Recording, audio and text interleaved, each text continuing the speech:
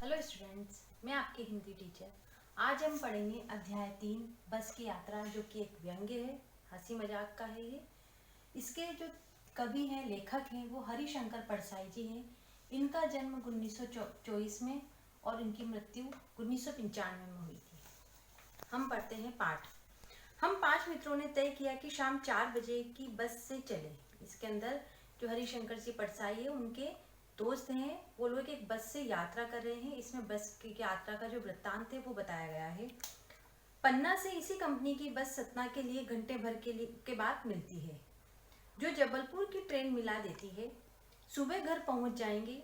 हम में से 2 को सुबह काम पर हाजिर होना था। उनमें जो 5 मित्र थे, उनमें से 2 जनों को सुबह समय पर उनकी जो नौकरी करनी थी उस पर टाइम पर पहुंचना था, इसलिए वापसी का यही रास्ता अपनाना जरूरी था। लोगों ने सलाह दी कि समझदार आदमी इस शाम वाली बस से सफर नहीं करते हैं।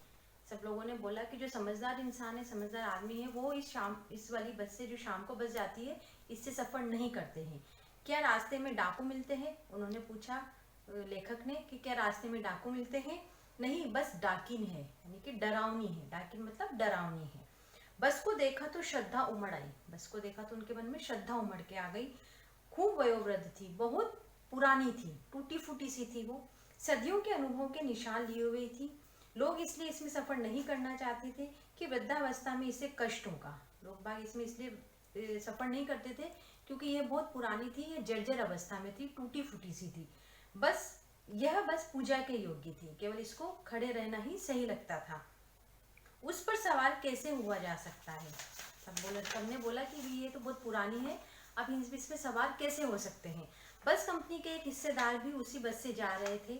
जो उसके साझेदार हैं वो भी उसी बस से लेखक के साथ जा रहे थे। हमने उनसे पूछा, ये बस चलती भी है? वह बोले, चलती क्यों नहीं है जी, अभी चलेगी। हमने कहा, वही तो हमें देखना चाहते हैं, हम अपने आप चलती है यह? हाँ जी, और कैसे चलेगी? उन्होंने कहा कि क्या ये अपना आप ही चलती है? हम भी देखना चाहते हैं कि किस प्रकार से चलती है। गजब हो गया, ऐसी बस अपने आप चलती है।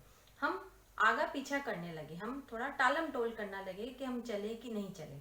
डॉक्टर मित्र ने कहा, डरो मत, चलो, बस अनुभवी है, नई नई नवेली बसों से ज्यादा विश्वसनीय है। नई नवेली अर्थात जो नई नई बसें होती हैं, नई नई जो चीजें होती है, वस्तुएं होती है, उनसे तो ये बेटर है। क्यों?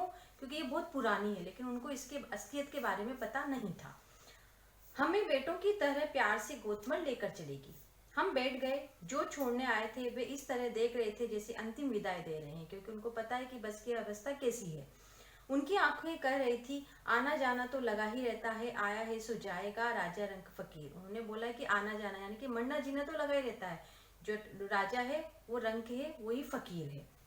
आदमी को कुछ करने के लिए एक निमित्त चाहिए, आदमी को कहीं पहुंचने के लिए कारण चाहिए। इंजन सचमुच स्टार्ट हो गया। सचमुच उनको विश्वास नहीं हुआ कि इंजन स्टार्ट हो गया, ऐसा जैसे सारी बस ही इंजन है और हम इंजन के भीतर बैठे हैं।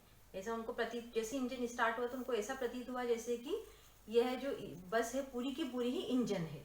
कांच बहुत कम बचे थे, पुरानी थी तो कांच कम थे उसमें, जो बचे थे उनसे हमें बचना था क्योंकि वो कभी भी गिर सकते थे। हम फौरन खिड़की से दूर सरक गए, दूरी पर आ गए। इंजन चल रहा था, हमें लग रहा था कि हमारी सीट के नीचे ही इंजन है। बस सचमुच चल पड़ी और हमें लगा कि यह गांधी जी के असहयोग और सविनय अवज्ञा आंदोलन के वक्त अवश्य जवान रही होगी। ये उस समय जरूरी अच्छी रही होगी।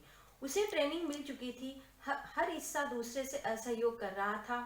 पूरी बस सविनय अवज्ञा आंदोलन के दौर से गुजर रही थी। सीट का बॉडी से असहयोग चल रहा था, कभी लगता सीट बॉडी को छोड़कर आगे निकल गई है।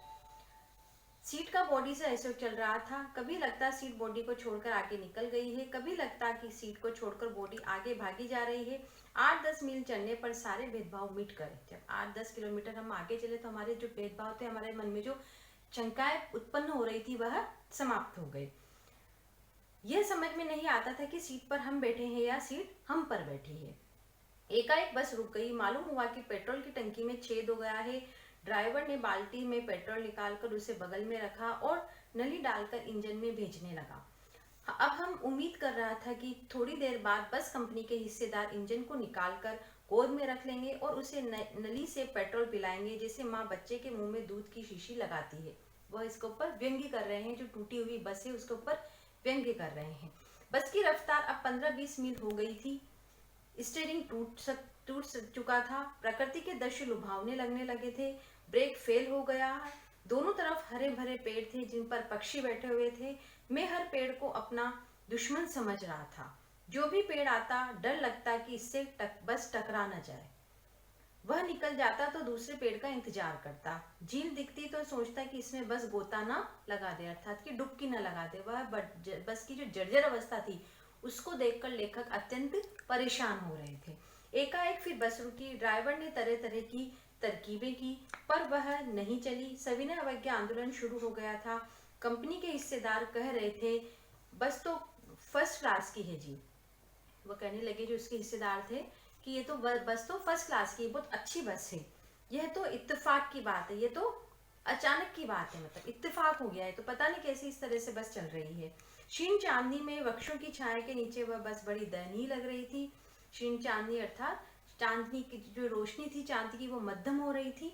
उसमें वृक्षों की छाया के नीचे, वृक्ष की जो छाया थी उनके नीचे जो बस थी वह बहुत दयनीय ऐसी प्रतीत हो रही थी, जैसे कि बहुत ही पुरानी सी है वो, मतलब अत्यंत पुरानी तो थी सही, लेकिन वो कुछ अजीब स्थिति में प्रतीत हो रही थी। लगता जैसे कोई वृद्धा थककर बैठ गया हो। ऐसा प्रतीत हो रहा था जैसे पेड़ के नीचे कोई वृद्ध आकर थक कर बैठा हो।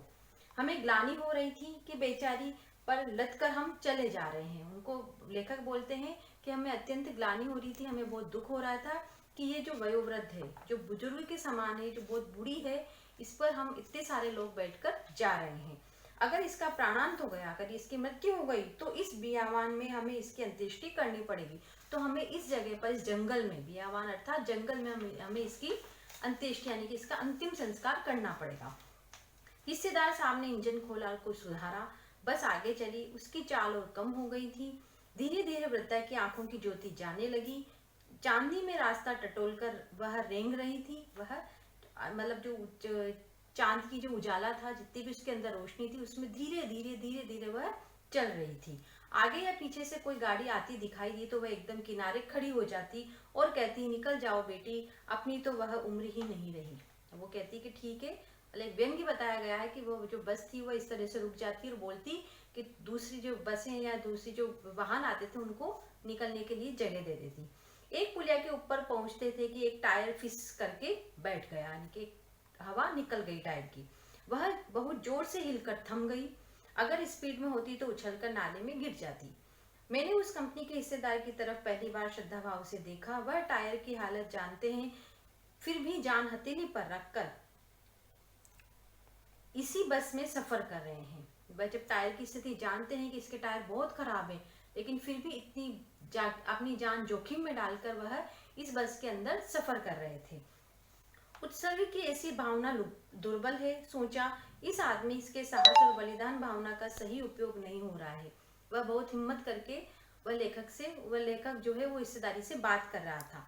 अगर बस नाले में गिर पड़ती और हम सब मारे जाते तो देवता बाहें पसारे उसका इंतजार करते, कहते वह महान आदमी आ रहा है जिसे एक टायर के लिए प्राण दे दिया, मर गया पर टायर नहीं बदला। वह कहने लगे लेखक कि अगर अचानक हमारी गाड़ी पलट गिर जाती, हम लोगों का प्राणांत हो जाता, अगर हम मर जाते, तो जो देवता है वो हमारा इंतजार करते।